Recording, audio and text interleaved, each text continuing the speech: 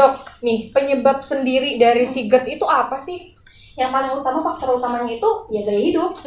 Ya kan, biasanya ya kita sering telat makan, terus kita sering konsumsi seperti kopi-kopian, pedas, asam. Nah, itu bisa menyebabkan si asam lambungnya meningkat. Tanya dokter yuk. Halo sahabat NK, balik lagi nih bersama saya dan Dokter Fahlia di Tanya Dokter.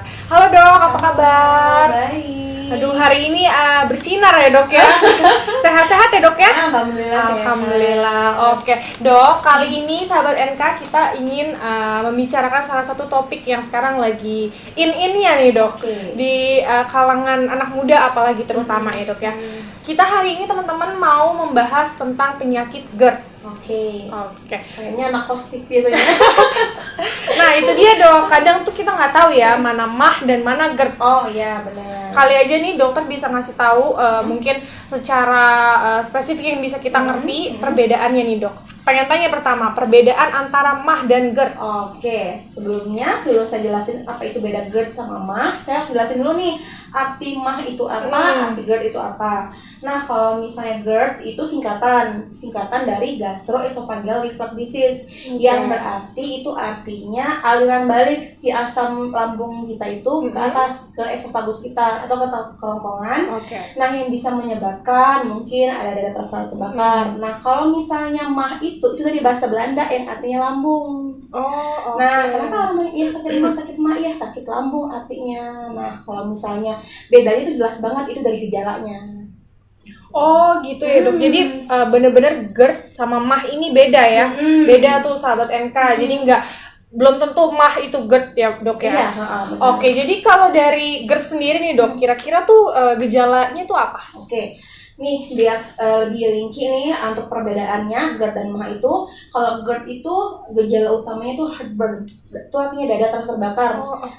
Dadanya itu rasa panas. Nah itu karena disebabkan itu tadi yang asamnya itu naik ke atas, naik ke dada, naik ke kerongkongan, jadi bisa menyebabkan dada terasa terbakar. Terus kadang ada yang kerongkongannya terasa kayak ada yang mengganjal.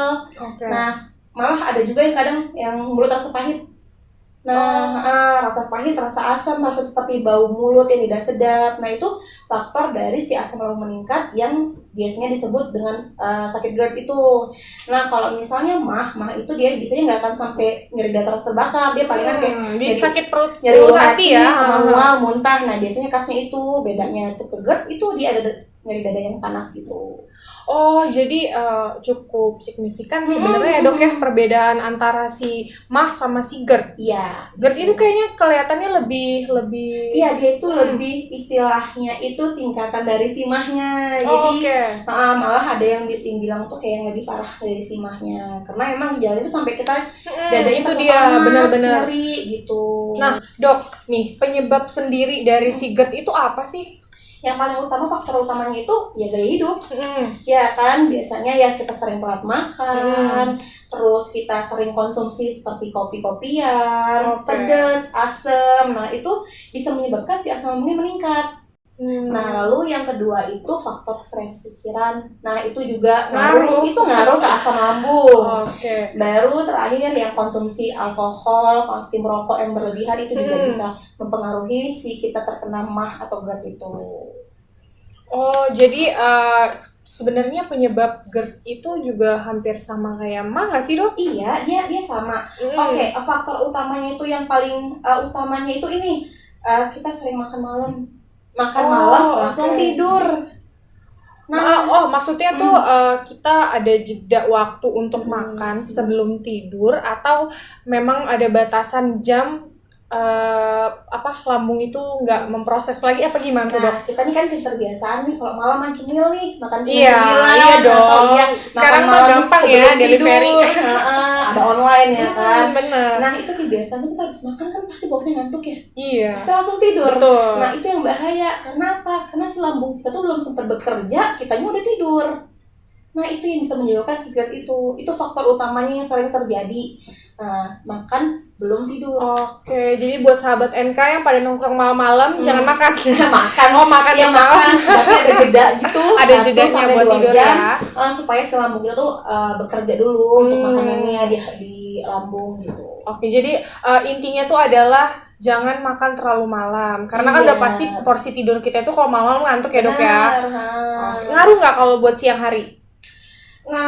Sebenarnya sih ngaruhnya itu gini, pokoknya intinya biarkan dulu lambung kita bekerja, habis makan baru istirahat lah. Oke, gitu. baik. Jadi poinnya adalah kalau habis makan ya dijeda dulu untuk Iya. tidurnya ya. Jangan sampai habis makan terus kita nguap kita langsung tidur. Itu nggak Kebiasaan. boleh ya.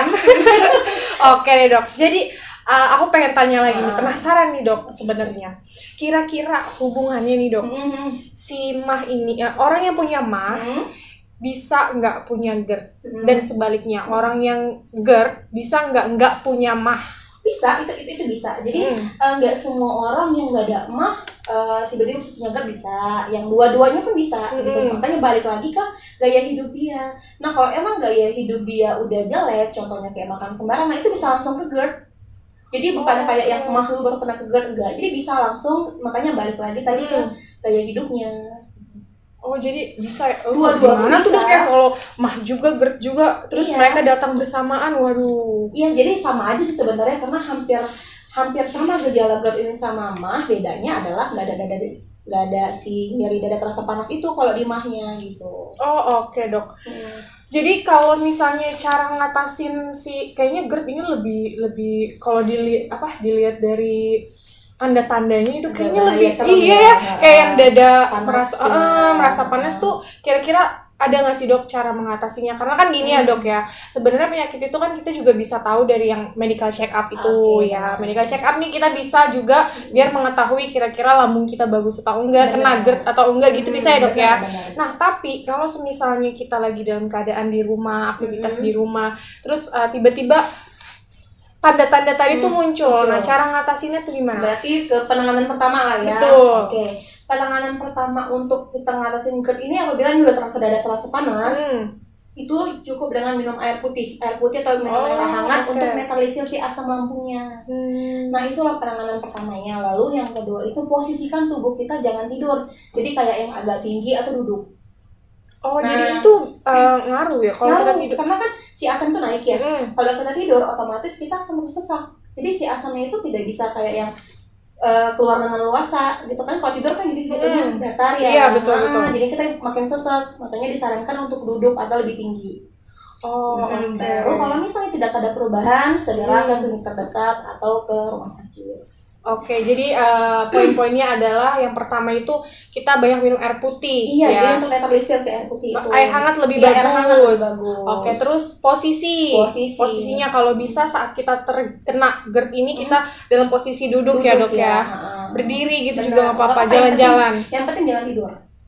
Oke, baik. Terus yang ketiga tadi kalau emang sudah merasa baru ke klinik terdekat atau ke rumah sakit. Itu tadi untuk yang minum air putih itu ngaruh sama ini juga dok yang dada terbakar itu. Iya, karena kan dada kita terbakar itu kan karena si asam itu naik ke dada, naik ke kerongkongan kita. Jadi si dada sama kerongkongan kita tuh tidak sanggup untuk menahan si asam sehingga buat panas. Oke, baik. Itu istilahnya si air putih itu menetralisirnya. Jadi cukup ini ya teman-teman, cukup gampang sebenarnya ya. Maksudnya caranya nggak gampang sih, cuma caranya tuh bisa diatasi di rumah, benar-benar bisa diatasi ya kan. Tapi kalau emang ya biasanya sih orang yang punya sakit GERD itu dia itu emang udah dari riwayat sebelumnya, otomatis si orang itu emang udah punya obatnya sih. Resep dokter. Tapi emang obat itu harus resep dokter ya, tidak bisa dibeli sembarangan gitu. Kecuali untuk obat mah mungkin ada yang di toko-toko terdekat. Nah itu bisa untuk penanganan pertama diminum gitu, yang dikunyah itu.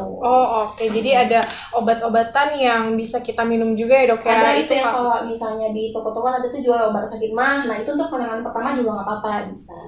Oke, tapi yang paling praktis ya sahabat NK nih itu adalah posisi dan minum banyak air putih. Karena kalau obat kita belum tentu ya dok ya bisa beli langsung buru-buru ya dok. Oke deh. Jadi itu tadi untuk pencegahan dan penanganan pertama ya. Nah sekarang dok, kira-kira dari penyakit GERD ini ada nggak sih pantangan makanan yang harus kita Apa ya jatuhnya ya, hindari, kurangi, atau Lebih tepatnya dihindari sih. bukan Dihindari. dikurangi. Jadi kalau misalnya kita sudah punya diagnosa dokter nih sakit GERD, yang harus kita hindari adalah makanan pedas, aduh asam, nggak bisa tuh. santan, Oke, padang jangan, kopi dan teh. itu mah kurangnya aja ya sahabat NK. Kayaknya nggak bisa kalau nggak. Iya sih, ngelihat sekarang semua makanan kan Bener. udah mengandung kayak gitu ya. Bener, jadi apalagi susah. sekarang ayam-ayam tuh sambelnya enak-enak dok. Jadi nggak bisa kalau nggak kita coba ya. Iya, bener. Kopi-kopian apalagi sekarang banyak banget macamnya, itu kayaknya kita lebih baik mengurangi. dikurangi. Iya betul, jangan dihindari ya dok. Balik lagi. Oke, balik lagi. Sama paling penting juga yang bagi perokok lah, setidaknya dikurangi rokoknya, dan konsumsi alkohol juga dikurangi. Kalau bisa sih di stop. Kalau bisa di stop Kalau ya. udah didiagnosa penyakit GERD itu sih pasti kan si orang yang punya sakit GERD itu tahu tuh rasanya gimana sakitnya, otomatis sih ya mau nggak mau ya harus dihindari sebenarnya gitu. Nah oke dok, tadi kayaknya cukup jelas ya tentang penjelasan dokter ini. Ada penyebab, ada cara menangani, ada perbedaannya juga. Nah coba dok tolong disimpulkan kembali gitu. Kesimpulannya nih, bagi yang udah nonton nih pasti sudah tahu ya gejala khas dari GERD itu seperti apa.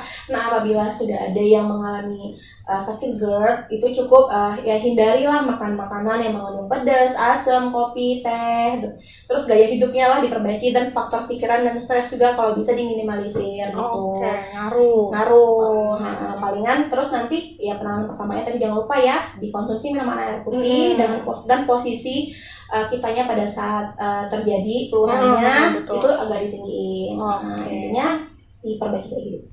Oke, terima kasih ya dok semua atas kesimpulannya, atas informasinya. Semoga bermanfaat buat sahabat-sahabat NK dan saya juga. Ini semoga kita selalu sehat terus, yang banyak makan-makan yang tadi disebutkan dikurangi ya dok ya. Oke, terima kasih ya dok atas semua informasinya. Semoga kita semua selalu sehat ya dok ya. Buat yang tadi makanannya disebutin, tolong dikurangi juga atau malah dihindari ya dok ya.